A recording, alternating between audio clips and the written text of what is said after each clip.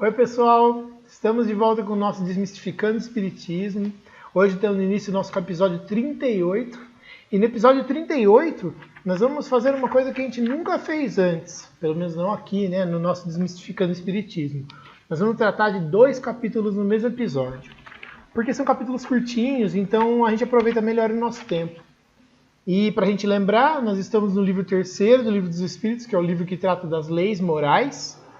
Ele começou falando como as leis morais fazem parte das leis naturais e como elas estão presentes na natureza, e é por isso que elas estão, de alguma forma, gravadas no nosso coração, na nossa consciência. E aí a gente falou no 2º capítulo da lei de adoração, a primeira das leis tratadas pelo Kardec, fazendo uma espécie de paralelo com as leis de Moisés, com o Decálogo. Ele quebrou em 10 partes, essas leis morais. Então hoje nós vamos dar início ao capítulo 3º do livro 3º, que é a segunda lei, chamada Lei do Trabalho. E depois nós vamos tratar do capítulo 4, da terceira lei, que é a Lei de Reprodução. Então, vamos lá. Lei do Trabalho. Necessidade do trabalho. Questão 674. A necessidade do trabalho é uma lei da natureza? A resposta é: o trabalho é uma lei da natureza e por isso mesmo é uma necessidade. A civilização obriga o homem a trabalhar mais, porque aumenta as suas necessidades e os seus prazeres. 675. Só devemos entender por trabalho as ocupações materiais? A resposta é: não. O espírito trabalha, assim como o corpo. Toda ocupação útil é um trabalho. 676. Por que o trabalho é imposto ao homem? Quer dizer, por que o homem tem que trabalhar na existência dele, Por ser uma consequência de sua natureza corpórea. É uma expiação, ou seja, uma espécie de um resgate, E ao mesmo tempo um meio de aperfeiçoar a sua inteligência. Sem o trabalho, o homem permaneceria na infância intelectual. Quer dizer, ele não se desenvolveria intelectualmente, continuaria limitado, É por isso que seu alimento, segurança e bem-estar dependem do seu trabalho e da sua atividade. Em compensação, Deus deu a inteligência ao que é extremamente fraco de corpo, mas é sempre um trabalho. Questão 677. Por que a natureza se encarrega por si mesma de prover a todas as necessidades dos animais? Ou seja, por que a natureza dá tudo para os animais, tudo que eles precisam? A resposta é: tudo trabalha na natureza. Como você, os animais trabalham, mas o trabalho deles, como a inteligência de que eles têm, se limita ao cuidado da própria conservação. É por isso que entre eles o trabalho não resulta em progresso. Ou seja, eles não evoluem por conta do trabalho deles, Enquanto entre os homens existe uma dupla finalidade: a conservação do corpo e o desenvolvimento da capacidade de pensar, que é também uma necessidade e o eleva acima de si mesmo. Então, tem 2 funções do trabalho, De novo, a gente preservar a existência física e desenvolver a inteligência, Quando digo que o trabalho dos animais é limitado ao cuidado da própria conservação, me refiro ao objetivo com que trabalham, quer dizer, os animais só trabalham por causa disso. Entretanto, quando provêm as próprias necessidades materiais, eles se constituem, mesmo de forma inconsciente, em agentes dos desígnios do Criador. Ou seja, enquanto eles estão fazendo o que eles precisam para sobreviver, mesmo que eles não saibam, eles estão servindo para fazer a vontade do Criador. E o trabalho que executam não é menos importante para o objetivo final da natureza, embora quase sempre vocês não possam ver o seu resultado imediato. 678. Nos mundos mais aperfeiçoados, o homem é submetido à mesma necessidade de trabalho? A resposta é: a natureza do trabalho depende da natureza das necessidades. Quanto menos materiais forem as necessidades, menos material será o trabalho. Mas não acredite por causa disso que o homem fique inativo e inútil. Ou seja, não é por causa disso que o homem não vai ficar sem fazer nada. A ociosidade, ou seja, o ficar sem fazer nada, seria um sofrimento, ao invés de ser um benefício. Questão 679. O homem que possui bens suficientes para garantir a sua sobrevivência está isento, está livre da lei do trabalho? Do trabalho material, talvez, mas não da obrigação de se tornar útil, de acordo com suas possibilidades, e nem do dever de melhorar, de aperfeiçoar a sua inteligência ou a dos outros, o que também é trabalho. Embora o homem a quem Deus concedeu a posse de bens que seja suficiente para garantir a sua existência, ele não seja obrigado a se alimentar do suor do seu rosto, a obrigação de ser útil aos seus semelhantes é tanto maior para ele, quanto maior tenha sido a quantidade de tempo livre que lhe coube adiantadamente para fazer o bem. Ou seja, quanto mais tempo ele ganhou livre, sem precisar trabalhar, mais ele tem a obrigação de transformar esse tempo em algo útil para os outros, já que ele não precisa fazer para ele mesmo. 680. Não há homens que se encontram impossibilitados, incapazes de trabalhar no que quer que seja e cuja existência seja inútil? A resposta é: Deus é justo e só condena aquele que por vontade própria se tornou inútil a sua existência, pois esse vive à custa do trabalho dos outros. Ele quer que cada um seja útil de acordo com suas capacidades. E aí ele deixa uma indicação falando da questão 643, que é, vamos achar aqui, é a questão que fala lembra que a gente falou sobre a possibilidade de fazer o bem no primeiro capítulo desse livro, né? Será que tem alguém que não pode fazer o bem? E ele fala, né? Não tem ninguém que não possa fazer o bem. Sempre existe algum bem que se possa fazer. E é a questão do trabalho, né? Todo mundo tem que ser útil de acordo com o que pode fazer. E todo mundo pode fazer alguma coisa. 681. A lei da natureza impõe aos filhos a obrigação de trabalharem para os seus pais? A resposta é certamente, assim como os pais devem trabalhar para seus filhos.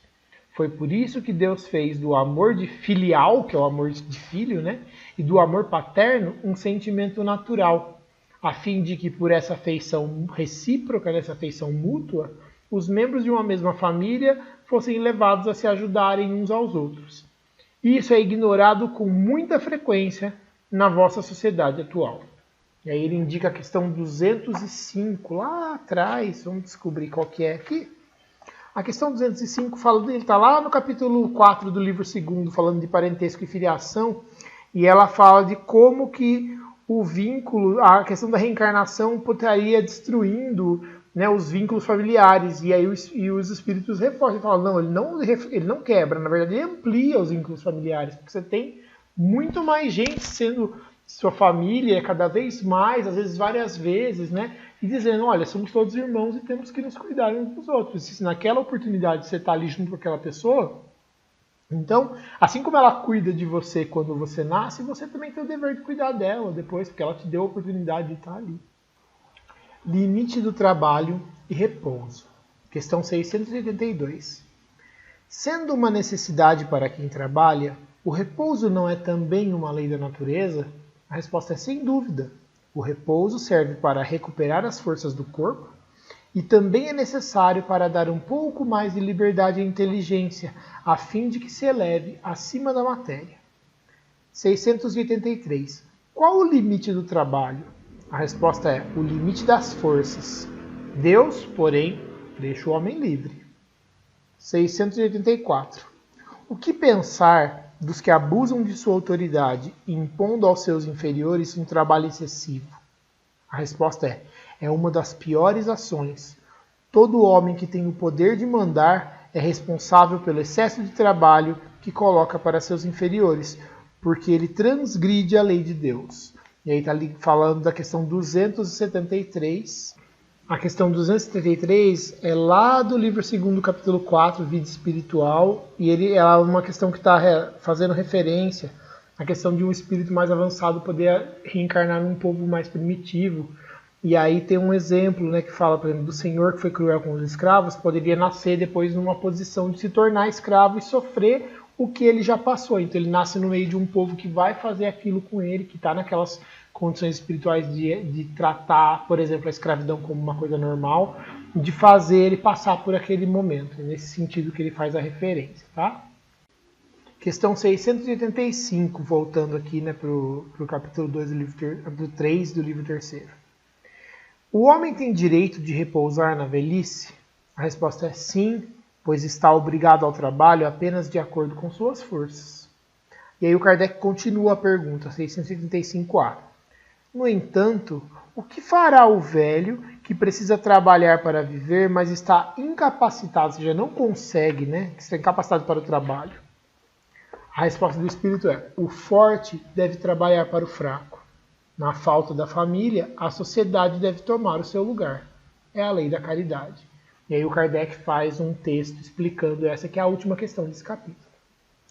Não basta dizer ao homem que ele deve trabalhar.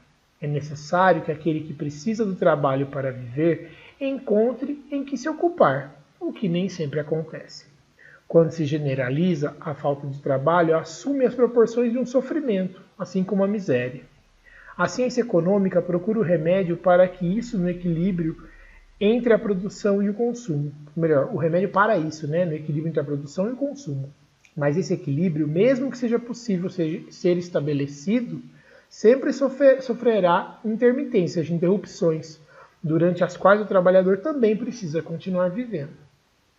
Há um elemento a que não se tem dado o devido valor, e sem o qual a ciência econômica não passa de simples teoria. E ele é a educação. Não a educação intelectual, a educação moral.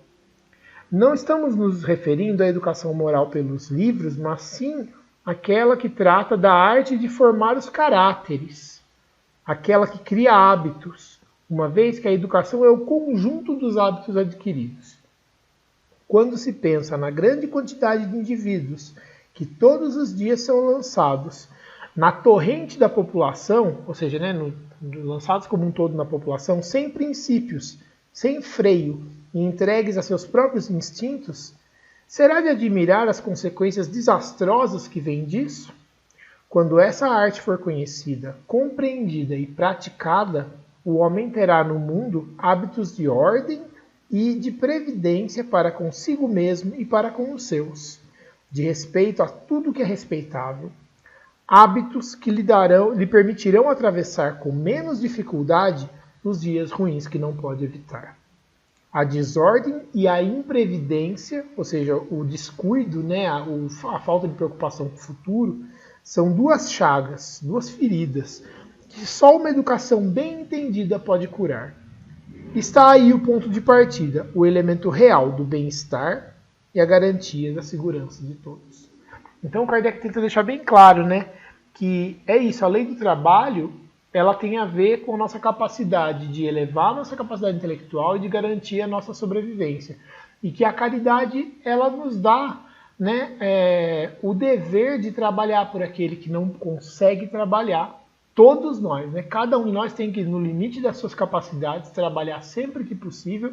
E não é só trabalhar para ganhar dinheiro, é trabalhar no sentido de ser útil para os outros, né? Inclusive ajudando a prover aquele que não é capaz de fazer isso sozinho. E se a gente for ver, na sociedade que a gente vive hoje, mais de 150 anos depois do Kardec, a gente tem alguns mecanismos que a própria lei, né, criou. Por exemplo, os mecanismos de previdência social. No caso do Brasil, a gente tem o sistema de saúde, e essas coisas fazem parte de alguma forma desses mecanismos onde a sociedade cuida daquele que precisa, né? Esse é um comentário meu à parte, mas acho que ele encaixa bem aqui. Com isso, a gente encerra o capítulo 3 do livro 3º. E agora a gente vai para o capítulo 4, tá bom? Vamos lá. Bom, o capítulo 4 trata da terceira lei, que é a lei de reprodução. Essa lei tem a ver com a reprodução humana, né? Com a questão dos filhos, né? Do casamento, das relações, né? Das relações entre pessoas, né? Então, vamos lá. O primeiro item é população do globo. 686. A reprodução dos seres vivos é uma lei da natureza? A resposta é evidente. Sem a reprodução, o mundo corpóreo pereceria, ou seja, morreria, acabaria. 687. Se a população seguir sempre a progressão crescente que vemos, chegará um momento em que ela se tornará excessiva na Terra? A resposta é não. Deus a isso provê, quer dizer, Deus cuida disso e mantém sempre o equilíbrio. Ele nada faz de inútil.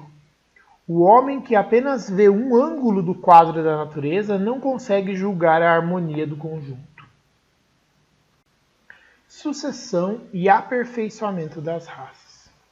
Essas próximas duas questões, gente, elas têm uma nota explicativa, mas eu vou deixar para tratar dela lá no final do livro, que é uma nota que fala um pouco do contexto em que o Kardec estava vivendo e com relação ao aparecimento de teorias novas na ciência, ou a teoria de Darwin, né, da evolução, surgiu bem naquela época também, e essas questões trazem um pouco disso que o Kardec queria, né, a ver como é que os espíritos entendiam essas coisas, o que eles estavam trazendo.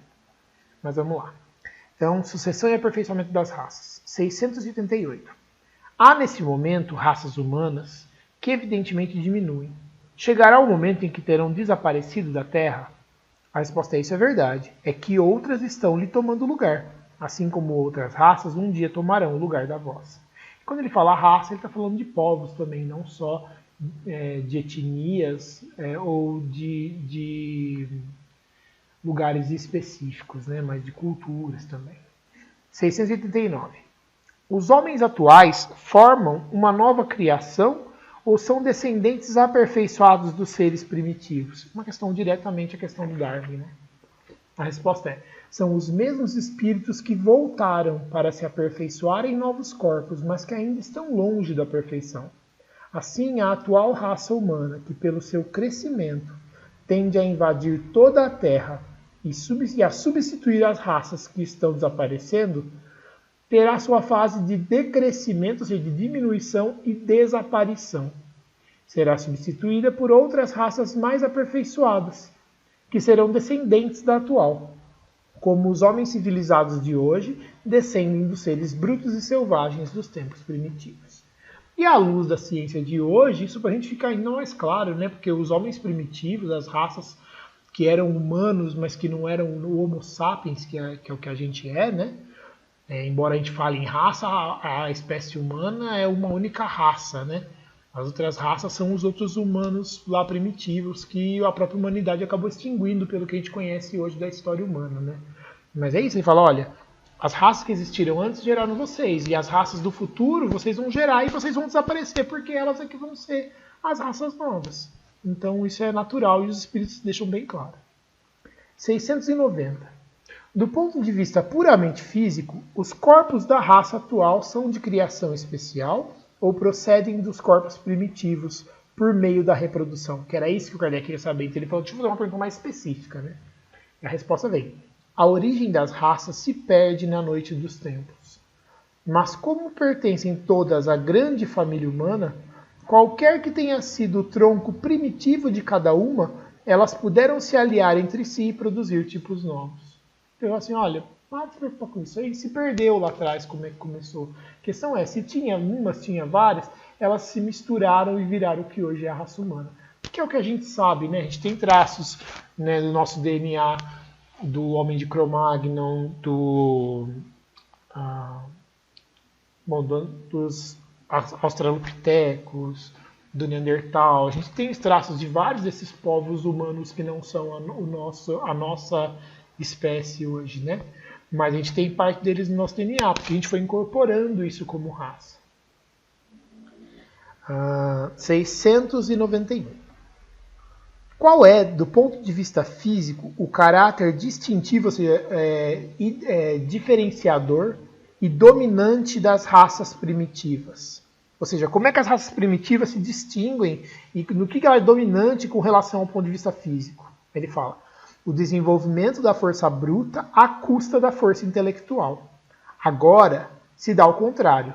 O homem faz mais pela inteligência do que pela força física, e mesmo assim faz 100 vezes mais, porque soube tirar proveito das forças da natureza, o que não conseguem os animais. 692.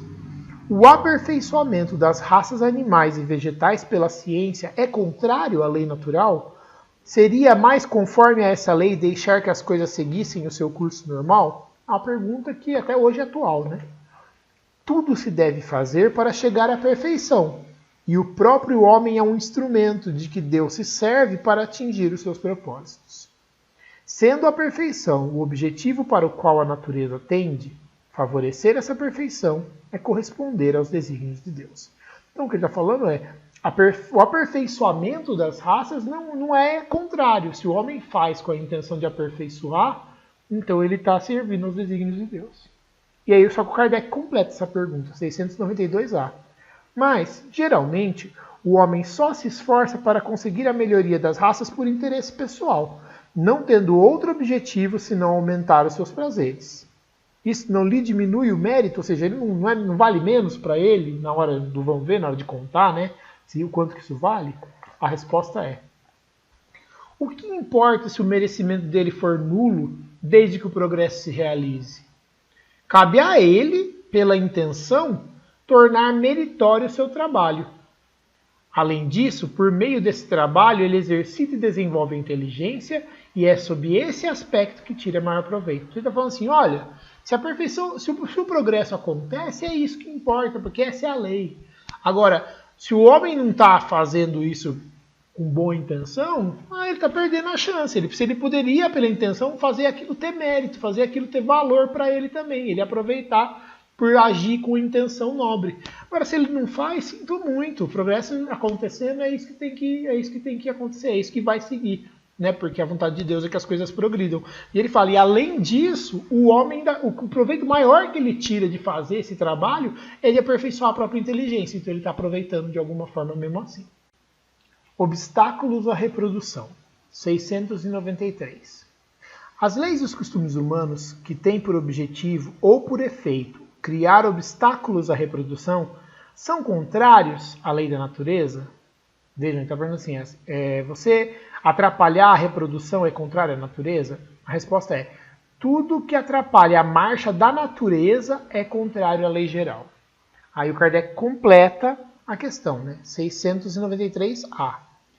Entretanto, há espécies de seres vivos, animais e plantas, cuja reprodução indefinida seria nociva, ou seja, seria prejudicial a outras espécies, e da qual o próprio homem acabaria por ser vítima. Cometeria ele ato repreensível impedindo essa reprodução? Ou seja, está errado nesse caso? A resposta é: Deus concedeu ao homem sobre todos os seres vivos um poder que ele deve usar para o bem, mas não abusar. Pode, pois, regular a reprodução de acordo com as necessidades, mas não deve entravá-la, ou seja, não deve bloqueá-la desnecessariamente.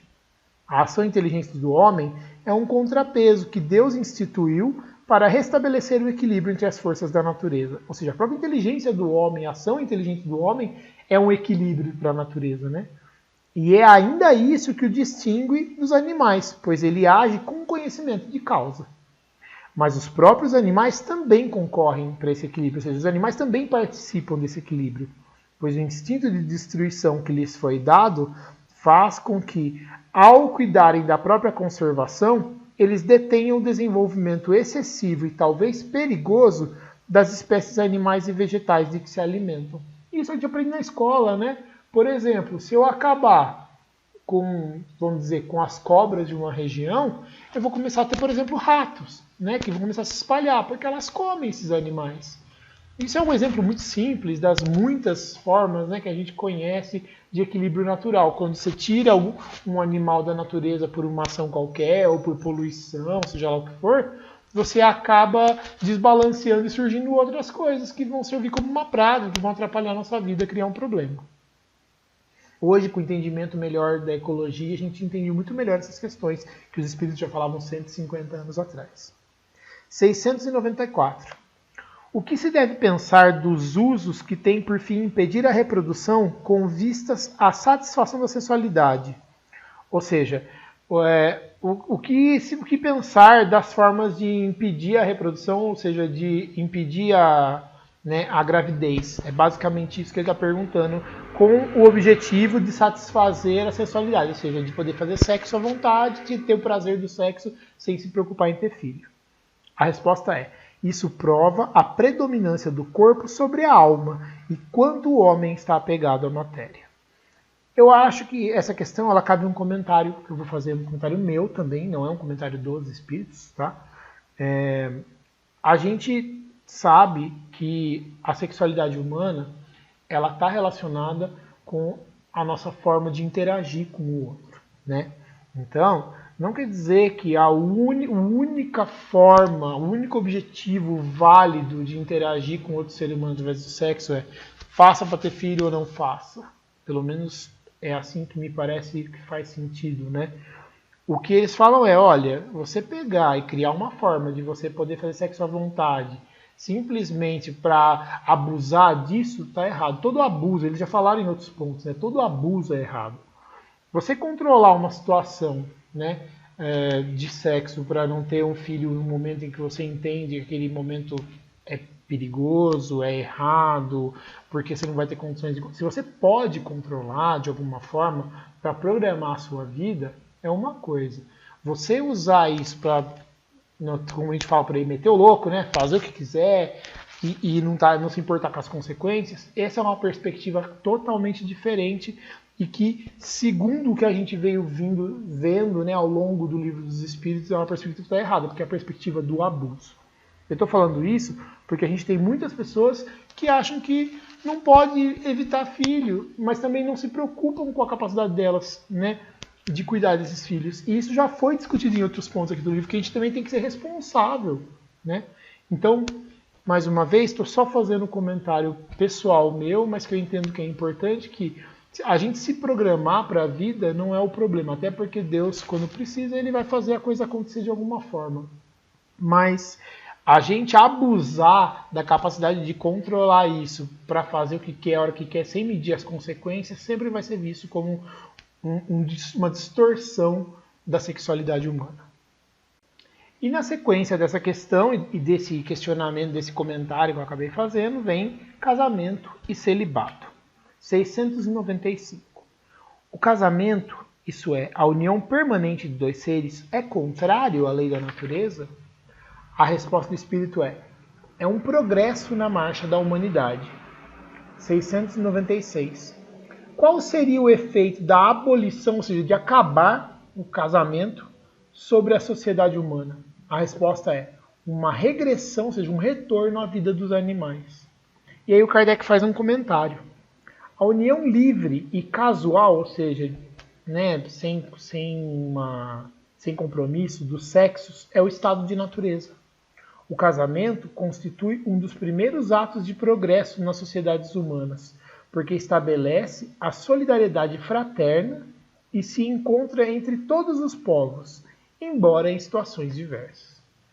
O fim do casamento seria, pois, o retorno à infância da humanidade e colocaria o homem abaixo mesmo de certos animais que lhe dão o exemplo de uniões constantes.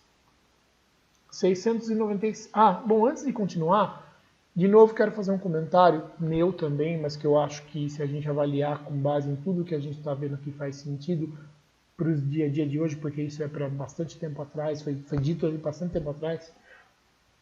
Eu entendo que essa questão do progresso da marcha da humanidade do casamento é na questão do compromisso, você se comprometer com a pessoa, se comprometer emocionalmente, em responsabilidade, em dividir a vida, em a responsabilidade de criar filhos.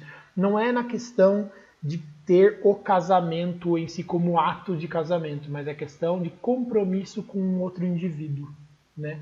E eu acho que isso faz sentido com tudo que a gente vem vendo ao longo do que é dito pelo Livro dos Espíritos e também das outras literaturas espíritas. Mas é um comentário meu, tá? 697. A indissolubilidade absoluta do casamento, ou seja, o casamento não poder ser desfeito, está na lei da natureza ou somente na lei humana?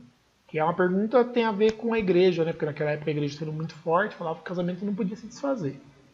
A resposta é uma lei humana muito contrária à lei da natureza. Quer dizer, não tem nada disso de não dar para desfazer o casamento. Mas os homens podem modificar as suas leis. Só as leis da natureza são imutáveis. Então ele fala assim, olha, eu acho que isso aqui vai de acordo com aquele comentário que eu acabei de fazer, né? Então o casamento não é que ele casou, não tem mais o que fazer, não desfaz mais. Pode desfazer. Ele fala, é uma lei muito contrária à lei da natureza dizer que o casamento não pode ser desfeito em nenhuma situação, né? Porque é isso, na verdade tem a ver com o compromisso. O compromisso você pode resolver desfazer o compromisso, mas existe uma responsabilidade envolvida, né? Vamos lá. 698. O celibato, para quem não sabe, é o ato da pessoa decidir se abdicar, não fazer sexo. Tá? Então a pessoa que é celibatária, ou que faz celibato, é a pessoa que escolhe não fazer sexo por algum motivo. O celibato voluntário é um estado de perfeição meritório aos olhos de Deus? A resposta é não. E os que assim vivem por egoísmo desagradam a Deus e enganam a todos. Querendo dizer assim, ó, então, você ser celibatário voluntário, se você faz isso por egoísmo, você está agindo errado. É isso que ele está dizendo. Aí depois tem a próxima questão, 699. O celibato voluntário não representa um sacrifício que fazem certas pessoas com o fim de se dedicarem mais inteiramente ao serviço da humanidade? E ele está falando isso, e se a gente pensar, tem muito a ver, por exemplo, com muitos dos sacerdotes, que é o caso da igreja, né? Mas que tem a ver com muitas outras pessoas de várias religiões e mesmo pessoas não religiosas, né? Então ele está falando, então vou ler de novo a pergunta para entender a resposta. O celibato voluntário não representa um sacrifício que certas pessoas fazem com o objetivo de se dedicarem mais inteiramente ao serviço da humanidade? E a resposta é: isso é muito diferente. Eu disse por egoísmo. Todo sacrifício pessoal tem mérito quando feito para o bem. Quanto maior o sacrifício, tanto maior o mérito. E aí o Kardec comenta: Deus não pode se contradizer e nem achar ruim o que ele próprio fez. Portanto, não pode ver mérito na violação de sua lei. Mas se o celibato em si mesmo não é um estado meritório, quer dizer, celibato por celibato não é uma coisa boa, o mesmo não acontece quando quando pela renúncia às alegrias da família, ele é um sacrifício praticado em favor da humanidade. Todo sacrifício pessoal, tendo em vista o bem e sem qualquer ideia egoísta, eleva o homem acima de sua condição material. E aí, para completar esse capítulo, tem duas questões sobre o tema poligamia. Questão 700. A igualdade numérica aproximada entre os sexos é uma indicação da proporção em que eles devem se unir? A resposta é sim, porque tudo na natureza tem um objetivo. 701. Qual das duas, a poligamia ou a monogamia, é mais conforme à lei da natureza? Então, só para quem não sabe, monogamia é a escolha da vivência com um único parceiro, né? Com uma única pessoa do lado. Então, é uma pessoa que escolhe uma única outra para conviver, para viver como casal, vamos dizer assim. E a poligamia é a condição em que uma pessoa tem vários parceiros ao mesmo tempo, né, fixos, tem um compromisso com vários parceiros, ou pessoas que têm vários parceiros mantidos ao mesmo tempo. Né? E a resposta é: a poligamia é lei humana cuja abolição, ou seja, cujo fim marca um progresso social. O casamento, segundo as vistas de Deus, deve se fundar na afeição dos seres que se unem. Na poligamia não há afeição real, apenas sensualidade. E aí o Kardec comenta: se a poligamia fosse conforme a lei da natureza, deveria se tornar universal, o que seria materialmente impossível, considerando a igualdade numérica dos sexos.